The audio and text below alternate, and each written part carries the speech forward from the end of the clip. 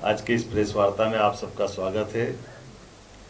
मेरे साथ माननीय अध्यक्ष श्रीमान हेमंत खंडेलवाल जी, हमारी राष्ट्रीय उपाध्यक्षा श्रीमती रेखा वर्मा जी, हमारी मंत्री निर्मला भूरिया जी, हमारी मंत्री कृष्णा गौर जी, हमारी महिला मोर्चा के अध्यक्ष जी, हमारी पूर्व मंत्री और वर्तमान सक्रिय विधायक श्रीमती अर्चना जी, हमारी राज्यसभा की सांसद माननीय माया नारोलिया जी, इस अवसर पर हमारे मीडिया प्रभारी आशीष जी, इसी के साथ आप सब भाई और बहनों, सारी बातें एक एक करके उसमें आई गई है और हम सब आज संचार के युग में और सब विभिन्न प्रकार के अलग अलग मीडिया प्लेटफॉर्म से इस पूरे घटनाक्रम से अवगत हैं।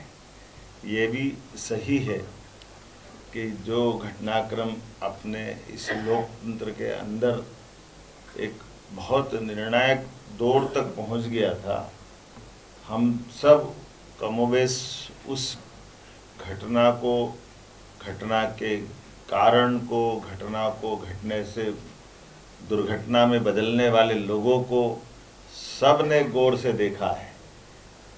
जितने भी जिसके अंदर के मनोभाव थे, एक एक करके द्रौपदी का चीरहरण तो हमने 5000 साल पहले सुना था, लेकिन बहनों के साथ, बहनों की इज्जत के साथ खेलने का घटनाक्रम पार्लियामेंट में जो हुआ है, सारे दुशासन, सारे दुर्योधन, सारे कौरव पक्ष के लोग जिस प्रकार से वो उस घटना के अंदर हिस्सा ले रहे थे, वो हमारे लिए अत्यंत कष्टकारी है, निंदनीय है।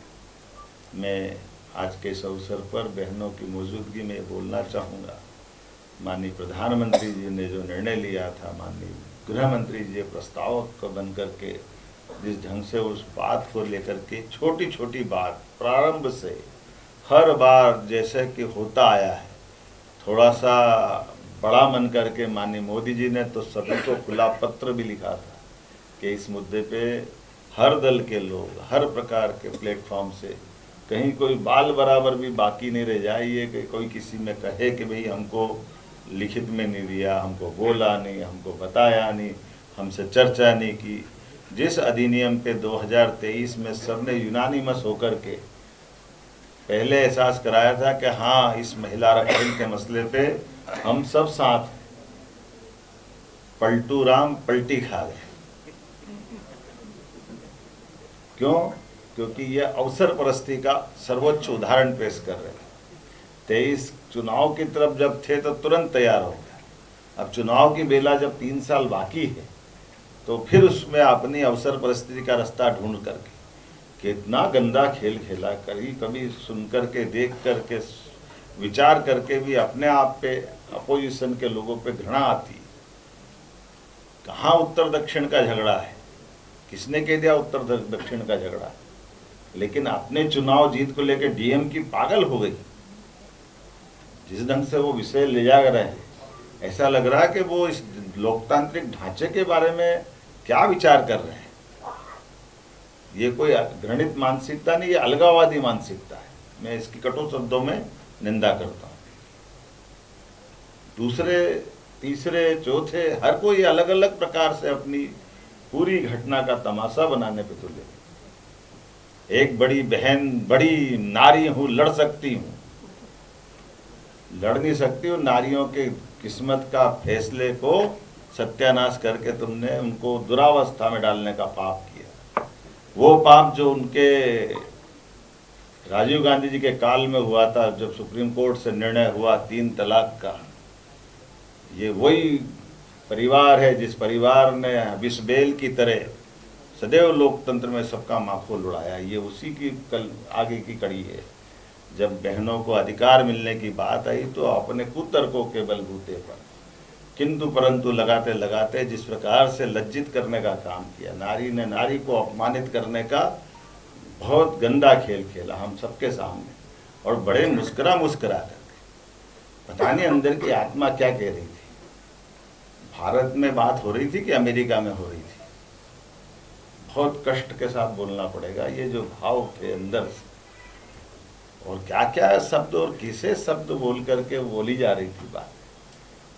कितनी छोटी छोटी बातें हैं।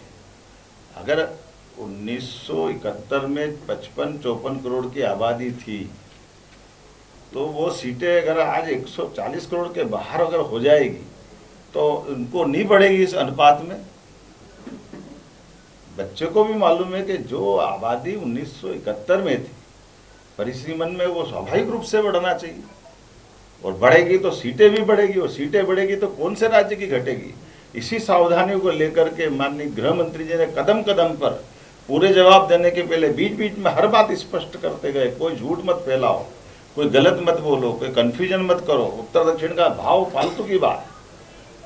तमिलनाडु, कर्नाटक, केरल, आंध्र क्या डराने का काम किया, लेकिन उन्होंने वहाँ भी स्पष्ट किया कि सीटें बढ़ रही है, कोई सीटें नहीं घट रही है। जो अनुपातिक परसेंटेज है वो परसेंटेज भी बढ़ रहा है।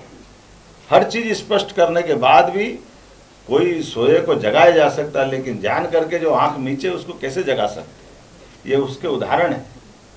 लगातार उसी माहौल बनाते हुए पूरी बात का जैसे यूनानिमस तय कर लिया था कि हम बहनों को हक नहीं देंगे, और ये एक बार नहीं हुआ है।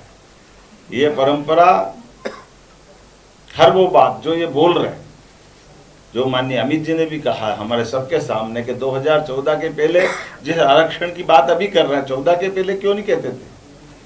बंद आरक्षण, जातिगत जनगणना करने का पाप किसके सिर पे है? किसने बंद किया था? कांग्रेस ने बंद किया जातिगत जनगणना।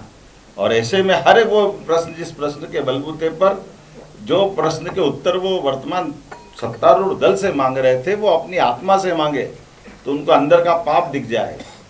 लेकिन अंदर का पाप देखने के बजाय उनने बाहर का जो वितंडावाद बनाया है, उस वितंडावाद का पूरा देश आज दुखी है। निंदनीय व्यवहार से, एहसास से हम सब इस बात के लिए वाकई माननीय प्रधानमंत्री जी के शब्दों में कि आप संख्या बल में आप 2/3 हम आज नहीं हैं, लेकिन 100% बहनों के दिल को दुखाने के लिए देश इनको कभी माफ़ नहीं करेगा, ये बात सही है।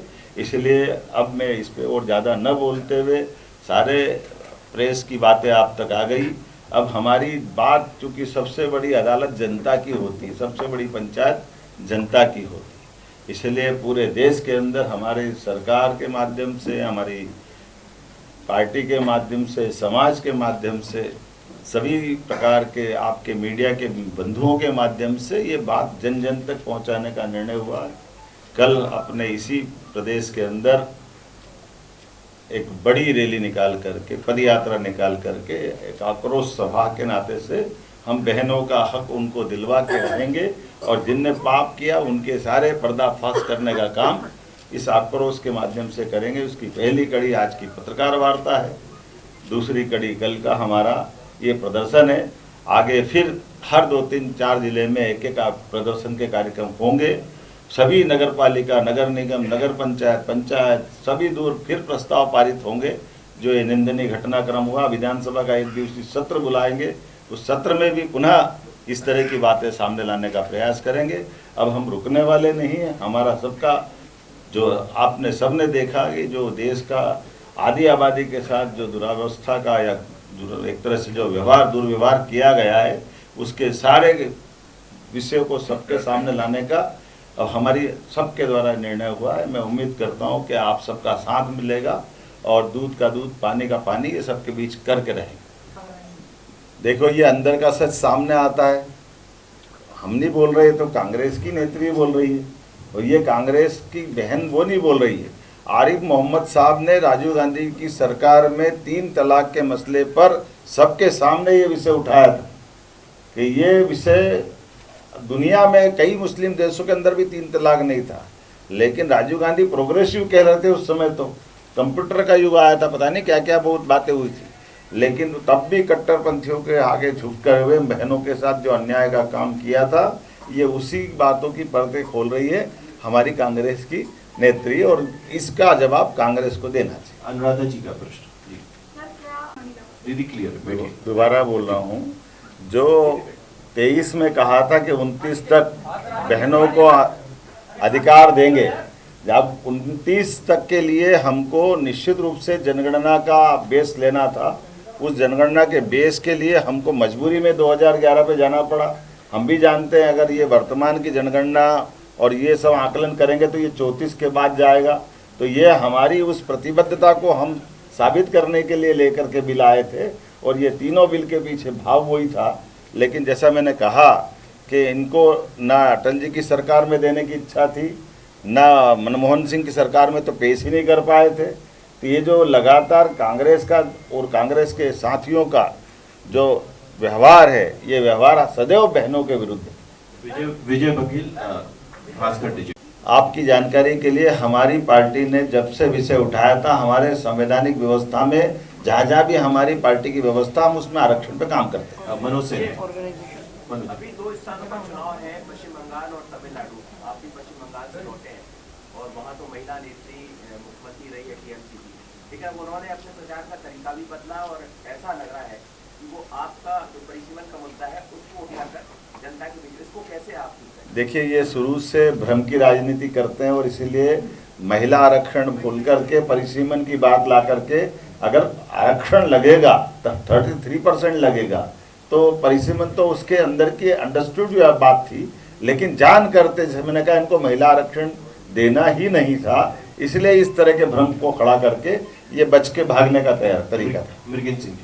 महिलाओं को और जो फील्ड पदस्थापना होती है अधिकारियों में, क्या इसको लागू करेंगे?